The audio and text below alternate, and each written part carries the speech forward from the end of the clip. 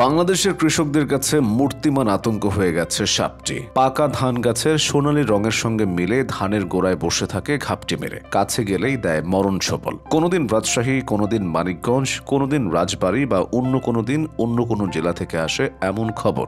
এই সাপের ছোবল ভয়ঙ্কর। রক্তে একবার বিষ ছড়িয়ে পড়লে সর্বনাশ, মৃত্যুই বেশিরভাগ ক্ষেত্রে পরিণতি। অন্যের পেটে খাবার তুলে দিতে গিয়ে বেঘরে যাচ্ছে কৃষকের প্রাণ। ইংরেজিতে সাপটির নাম রাসেলস ভাইপার, বাংলায় বলে চন্দ্রবোরা। এতদিন বলা হতো বাংলাদেশে এটি বিলুপ্তপ্রায় একটি প্রজাতি, কিন্তু গত কয়েক বছর ধরে হঠাৎ করে বেড়ে গেছে এদের আনাগোনা।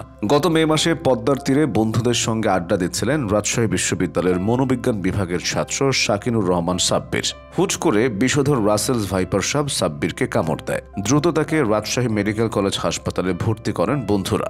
অবস্থার অবনতি হলে নেওয়া হয় আইসিইউতে। পরদিন সাব্বির আইসিইউতে চিকিৎসাধীন অবস্থায় মারা যান। ঠিক আগের দিন মাঠে ধান কাটতে গিয়ে সাপের ছোবলের শিকার হন কৃষি শ্রমিক সামায়ন কবির। তাকেও রাজশাহী মেডিকেল কলেজ হাসপাতালে নিয়ে এসে বাঁচানো যায়নি। এভাবে 2018 সাল থেকে মাত্র 5 বছরে শুধু রাজশাহী অঞ্চলে রাসেলস ভাইপারের দংশনে হাসপাতালে আসেন 202 জন, বাঁচানো যায়নি 62 জনকে। রাসেলস ভাইপার সাপটি দেখতে অনেকটা অজগর সাপের বাচ্চার মতো। ব্রিটিশ শাসনামলে ভারতে 1796 সালে প্রজাতিটি নিয়ে গবেষণা করেন সার্জন প্যাট্রিক রাসেল। তার নামেই পরিচিতি পেয়েছে সাপটি। আগে শুধু বরেন্দ্র এলাকায় থাকলেও এখন ছড়িয়ে গেছে অন্তত 25টি জেলায়। উপকূলীয় অঞ্চল বরিশাল, পটুয়াখালী ও চাঁদপুরেও দেখা মিলছে তাদের। দরিদ্র কৃষক ও কৃষি শ্রমিকরাই হচ্ছে ছোবলের শিকার। অথচ একসময় সাপটিকে বিলুপ্ত ঘোষণা করা হয়েছিল। 2013 সাল থেকে আবার এর অস্তিত্ব টের পাওয়া শুরু হয়। এখন এর বিস্তার রীতিমতো বিস্ময় তৈরি করেছে। রাসেলস ভাইপার ডিম দেয় না, তবে বাচ্চা দেয়, তাই বংশ বিস্তারের সুযোগ বেশি। একটি স্ত্রী একবারে 70টি পর্যন্ত বাচ্চা দেয়, যার বেশিরভাগই বেঁচে থাকে। প্যাঁচা, বেজি, ইগলের মতো শিকারী প্রাণী কমে যাওয়া আর ইঁদুরের সংখ্যা বেড়ে যাওয়াও এই সাপের বৃদ্ধির এক কারণ। সাপের প্রধান খাদ্য ইঁদুর। বরেন্দ্র অঞ্চলে আগে বছরে একটা ফসল হতো, এখন হয় 2 থেকে 3টা।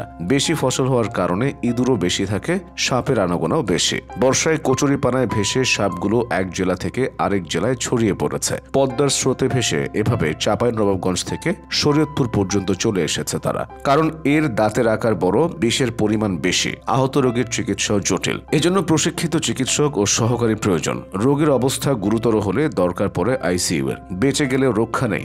দংশিত অংশে বিষ ছড়িয়ে অঙ্গহানি, ক্রমাগত রক্তপাত, স্নায়ু বৈকল্য, চোখ ভারী হয়ে আসা, পক্ষাঘাত এবং কিডনি ও ফুসফুসের ক্ষতি হতে পারে। সাপের কামড়ের কিছুক্ষণ পরই দংশিত স্থানে তীব্র ব্যথা হয়, জায়গাটি দ্রুত ফুলে যায় এবং ঘণ্টা খানেকের মধ্যে কাছাকাছি আরও কয়েকটি অংশ ফুলে যায়। একজন রোগীকে 10টি করে অ্যান্টিভেনম ইনজেকশন নিতে হয়। এর 10টি ভায়াল মিলে হয় একটি ডোজ। বিষের মাত্রা বেশি হলে একাধিক ডোজও দরকার পড়ে। কিন্তু সাপের বিষের বিপক্ষে কার্যকর অ্যান্টিভেনম সেভাবে বাংলাদেশে উৎপাদন হয় না। অথচ বছরে 5 লাখের বেশি মানুষকে সাপে কামড়ায়, মৃত্যু 6000-এর বেশি।